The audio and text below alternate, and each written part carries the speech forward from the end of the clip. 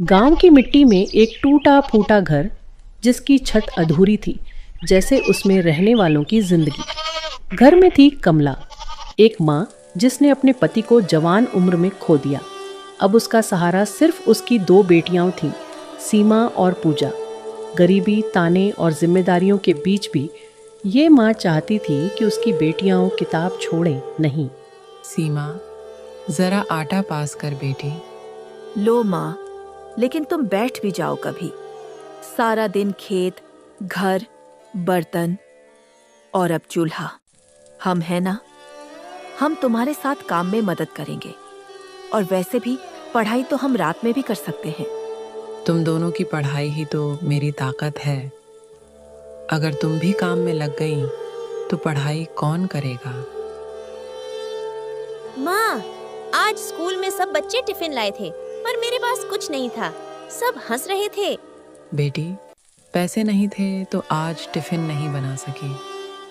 कल खेत से थोड़ी सब्जी ले आऊंगी, टिफिन में भर दूंगी। गरीबी सिर्फ भूख नहीं लाती, वो बच्चों की मासूमियत भी चुरा लेती है।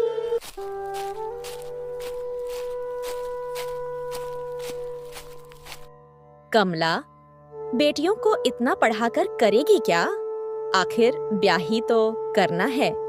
इतनी पढ़ाई कौन सा दहेज बचाएगी?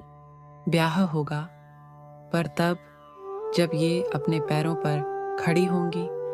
पति खो दिया है, पर उनकी सोच नहीं खोई मैंने। माँ, हम पापा का सपना अधूरा नहीं छोड़ेंगे। हाँ माँ, और पहली तनख्वाह से तुम्हारे लिए साड़ी खरीदूंगी। मुझे साड़ी नहीं चाहिए बेटी। मुझे चाहिए कि लोग कहें कमला की बेटियां किसी से कम नहीं।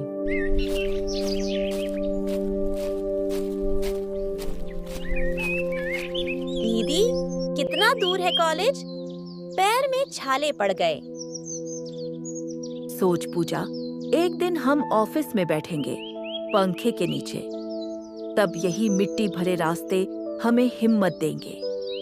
कॉलेज जाना सिर्फ पढ़ाई नहीं था, एक जंग थी। कभी किराया न होने पर पैदल जाना पड़ता, कभी किताबों के लिए पैसे नहीं। कई बार तो दूसरों से किताब उधार लेकर पढ़ाई करनी पड़ती। बेटी, आज अनाज खत्म होने वाला है। कल सुबह खेती से कुछ लाना पड़ेगा। माँ, आप चिंता मत करो, मैं और छोटे मिलकर सब संभाल लेंगे। हाँ माँ, आप बस आराम करो, हम दोनों मिलके रोटी सेक लेंगे।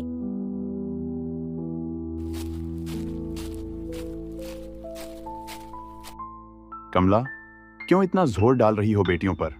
लड़कियां जितना भी पढ़ लें, आखिर चौका बर्तन ही करना है। मेरी बेटियां चौके तक सीमित नहीं रहेंगी। तुम्हें अगर समझ नहीं आता तो कम से कम चुप रहो। गांव के ताने हर रोज की बात थी, लेकिन कमला जानती थी अगर हिम्मत छोड़ दी तो उसके पति का सपना सच नहीं होगा।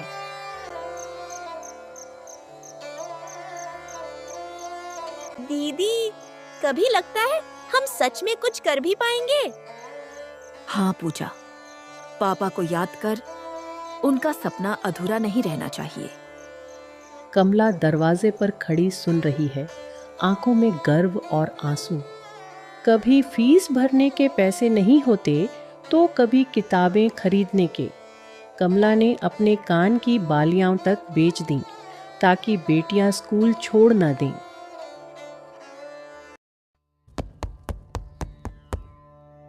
माँ, मैंने फर्स्ट डिवीजन लाया है। सच?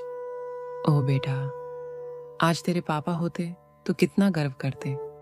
अब हमारी बारी है माँ, ये तो बस शुरुआत है। कमला, बड़ी बेटी अब जवान हो गई है। ज्यादा पढ़ाई कराओगी तो शादी कौन करेगा?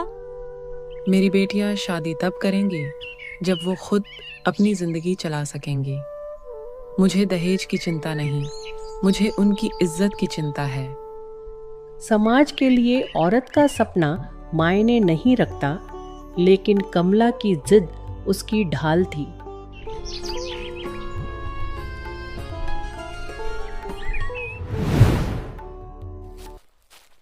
सालों की मेहनत रंग लाई। सीमा बैंक में नौकरी करने लगी और पूजा गांव की लड़कियों को पढ़ाने लगी। वो अधूरी छत वाला घर अब पक्का हो चुका था। माँ, देखो, अब हमें किसी से कुछ कहने की जरूरत नहीं। हाँ माँ, अब लोग खुद कहेंगे। कमला की बेटियां किसी से कम नहीं। मेरी सबसे बड़ी दौलत तुम दोनों हो। गरीबी दीवारें बना सकती है, समाज ताने दे सकता है, लेकिन हौसला और माँ का आशीर्वाद अधूरी छत को भी आसमान बना देता है।